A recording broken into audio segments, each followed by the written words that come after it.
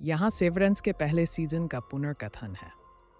America में कहीं एक बड़ी कॉरपोरेशन है जिसका नाम लुमेन है। इसके कार्यालय की गहराई में एक बहुत ही विशिष्ट मंजिल है। इस मंजिल पर काम करने वाले लोग स्वेच्छा से एक निश्चित ऑपरेशन के लिए सहमत होते हैं जिसका नाम सेवरेंस है। उनके दिमाग में एक विशेष चिप लगाई गई है और अब जब वे इस मंजिल पर जाते हैं तो उनकी चेतना बच जाती है। मोटे तौर पर वहाँ नीचे उन्हें बाहरी दुनिया की कोई भी बात याद नहीं रहती कि वे कौन हैं, वे यहाँ क्यों आए और यहाँ तक कि बाहरी दुनिया में क्या हो रहा है ये भी उन्हें पता नहीं होता।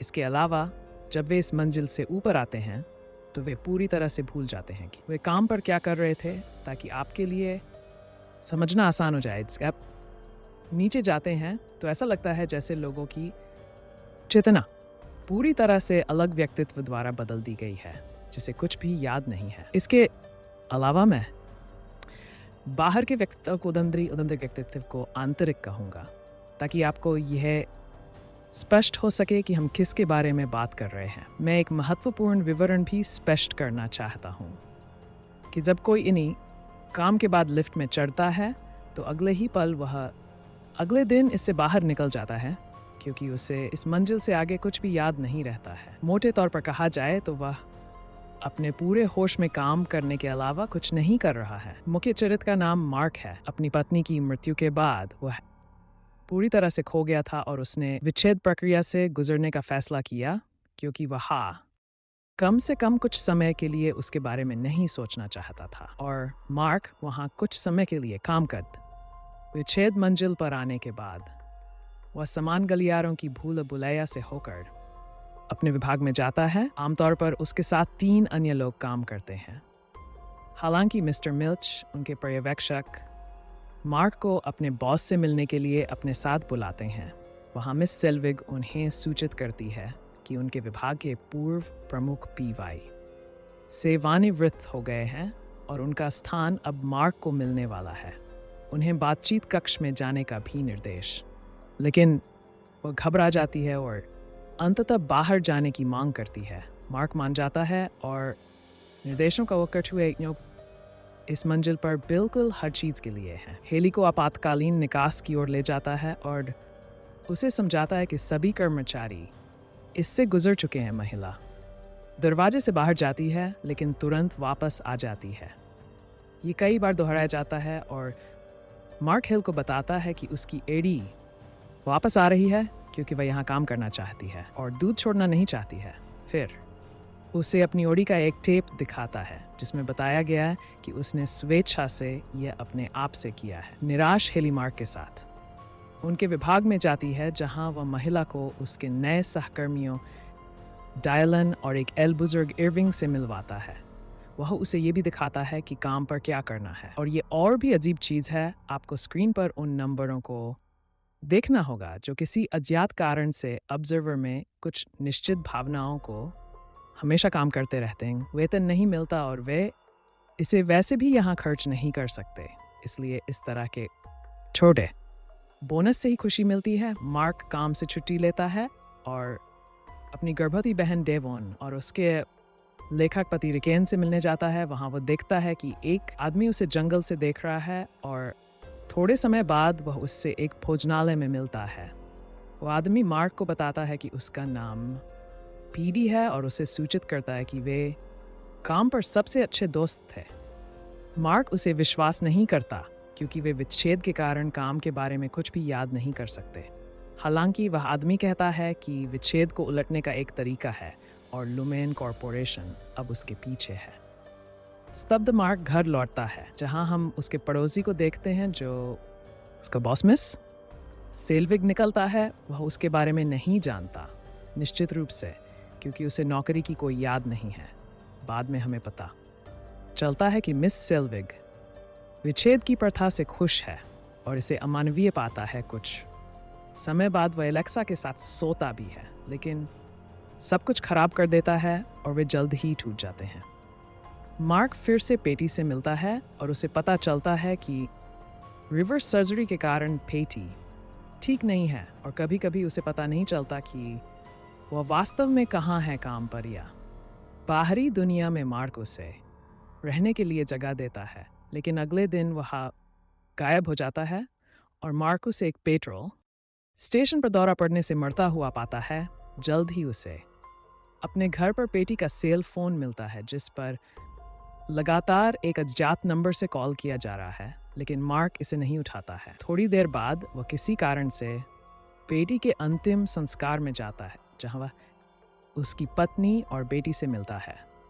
इस अंतिम संस्कार में मिस सेल्विग भी शामिल होती है, जो जानती है कि पेटी ने अलगाव को बहाल कर दिया है और उसे संदेह है कि मार्क को इसके बारे में पता है। डेटा संग्रहण का मार्क हेली के लिए खड़ा होता है, जिसके लिए सुरक्षा सेवा का प्रमुख उसे तथाकथित ब्रेक रूम में ले जाता है, जहां वास्तव में वह किसी बात का दोषी होता है। मोटे तौर पर नैतिक रूप से प्रताड़ित किया जाता है।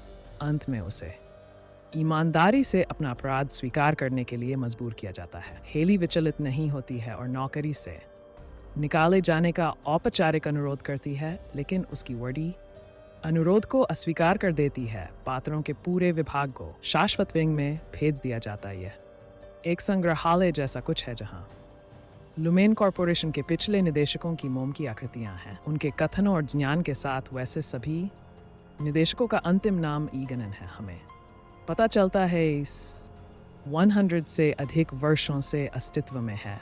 मुख्य पात्र भी हॉल में प्रवेश करते हैं, जहां कंपनी के पहले निदेशक और संस्थापक कीर ईगन का घर फिर से बनाया गया है। दौरे के बाद हेली फिर से भागने की कोशिश करती है और उसे उसी ब्रेक रूम में भेज दिया जाता है, जहां उसे कई दिनों तक नैतिक रूप से प्रताड़ित किया जाता है। और ये कि इन्हीं को वोट देने का कोई अधिकार नहीं है, क्योंकि इन्हीं कोई नहीं है।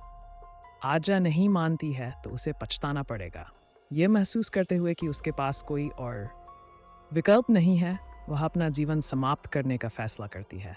लेकिन मार्क और सुरक्षा प्रमुख उसे बचा लेते हैं। उसके बाद हेली पर लगातार निगरानी रखी जाती है। मार्क की बहन का पति, जिसका नाम रिकेन है, उसे अपनी नई व्यक्तिगत विकास पुस्तक छोड़ जाता है, लेकिन पागल मिस सेल्विग इसे उठाती है और इसे कार्यालय में ले आती है। वह इसमें कुछ छिपे संदेश को खोजने की कोशिश करती है, लेकिन जल्द ही इसे सम्मेलन कक्ष में भूल जाती है।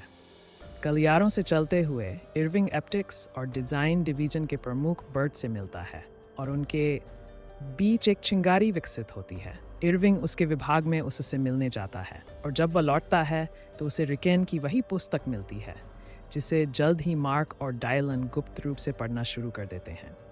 विच्छेद सर्जरी, ताकि उसकी इन्हीं जम दे और ओडी को वह सारा दर्द महसूस न हो। रिकॉर्ड के लिए जनता ने लुमेन कॉरपोरेशन के बाहर विच्छेद के बारे में कभी नहीं सुना है। जल्द ही डेवॉन एक दाई को काम पर रखने का फैसला करता है और वह मिस सेल्विग निकलती है, जो इस प्रकार अनजान मार्क पर जासूसी करती है। बॉस ने नोटिस किया कि इरविंग और बर्ट एक साथ बहुत समय बिताते हैं और उनके विभाग संवाद करना शुरू कर रहे हैं, इसलिए वे गुप्त रूप से उन्हें सफल नहीं होते हैं। उसे मुख्य पात्र ऑप्टिक्स और डिज़ाइन डिवीज़न से परिचित हो जाते हैं, जो वहाँ काफ़ी सारे लोगों के रूप में सामने आता है। डायलन चुपके से कुछ अजीब लेमेंटेड कार्ड चुरा लेता है और इसे शौचालय के पीछे छिपा देता है।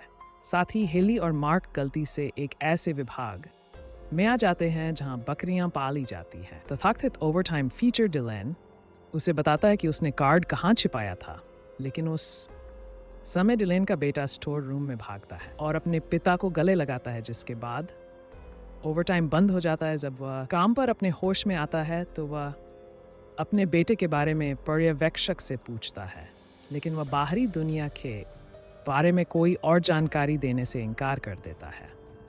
फिर डिलेन अपने सहकर्मियों को घटना की सूचना देता है, जो बाहरी दुनिया में विद्रोह करने के लिए दृढ़ है। मार्क पीटी के फ़ोन पर एक अज्ञात नंबर से लगातार कॉल का जवाब देने का फैसला करता है। एक निश्चित महिला उसके साथ एक बैठक की व्यवस्था करती है और वहाँ उसे पता चलता है कि वह एक पूर्व लुमेन सर्जन है, जो विच्छेद संचालन में शामिल थी और इस प्रक्रिया को उलटने का एक तरीका निकाल लिया था। अचानक वे उसी लुमेन सुरक्षा अधिकारी द्वारा पाए जाते हैं, लेकिन महिला उसे मार देती है और मार्क को जाने का आदेश देती है।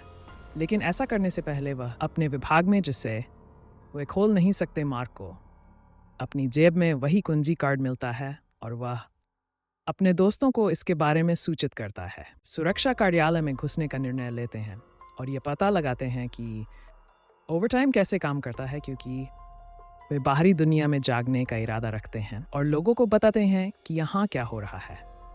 मार्क और हेल सुरक्षा कार्यालय में घुस जाते हैं और पता चलता है कि वहाँ कोई नहीं है। उन्हें निर्देश मिलते हैं कि ओवरटाइम कैसे चालू करें और विभाग में वापस जाएं। इस बीच इरविंग, जो बर्ट के लिए भावनाएं रखता है, विभाग में उससे मिलने जाता है, लेकिन उसे पता चलता है कि वह सेवानिवृत्त हो रहा है और यह नौकरी पर उसका आखिरी दिन है।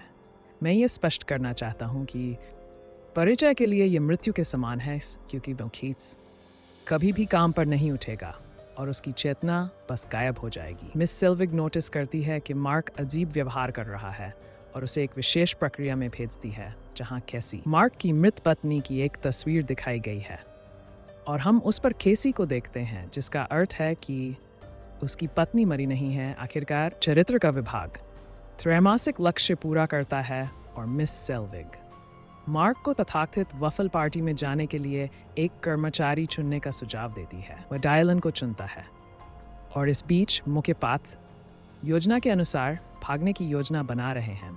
सभी के काम छोड़ने के बाद डायलन वफल पार्टी के लिए रुकता है। वह इससे बच निकलता है और सुरक्षा कार्यालय में घुसपैठ करता है, जहां वह ओवरटाइम के लिए बाकी सहकर्मियों को चालू कर देता है।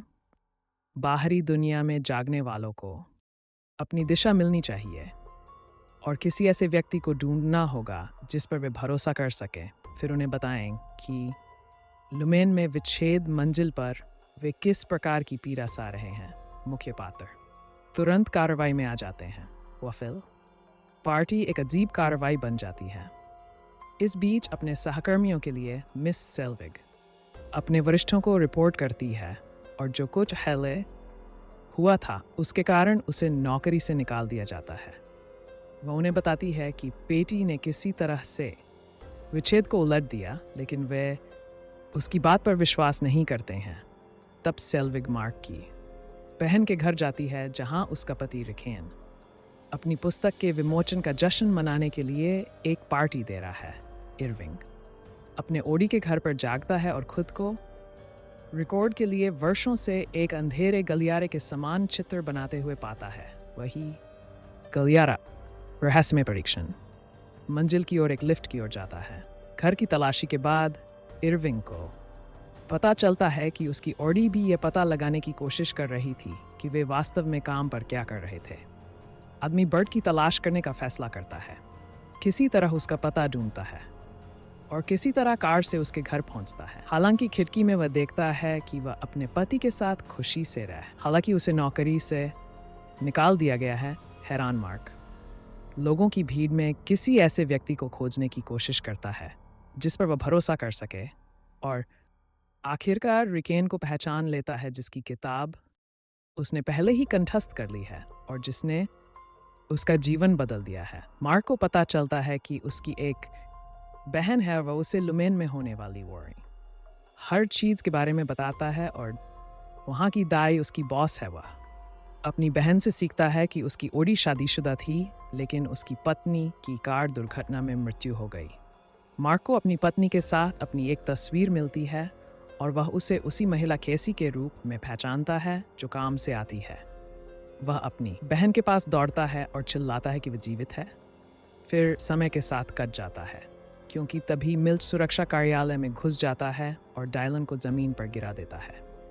चलो थोड़ा पीछे चलते हैं। हेली एक भव्य लुमेन कार्यक्रम केवल अपनी नौकरी पर ही नहीं, बल्कि प्रबंधन के अनुसार इसे एक व्यापक अभ्यास बनाने के लिए सभी लोगों को कीरेगन के बच्चे बनना चाहिए, चाहे इसका मतलब कुछ भी हो। प्रदर्शन से ठीक पहले मिस सेल्विग हेल को रोकती है और उसे कुछ भी बेवकूफ़ी न करने के लिए कहती है। हालांकि हेल मंच पर जाता है और दर्शकों को बताता है कि विच्छेद मंजिल पर लोग नाखुश हैं और अगर वे अवज्ञा करते हैं तो उन्हें वहां प्रताड़ित किया जाएगा, जिसके बाद हेली का संपर्क टूट जाता है। ये पहले सीजन का अंत है। चैनल को सब्सक्राइब करना ना भूलें और लाइक बटन पर क्लिक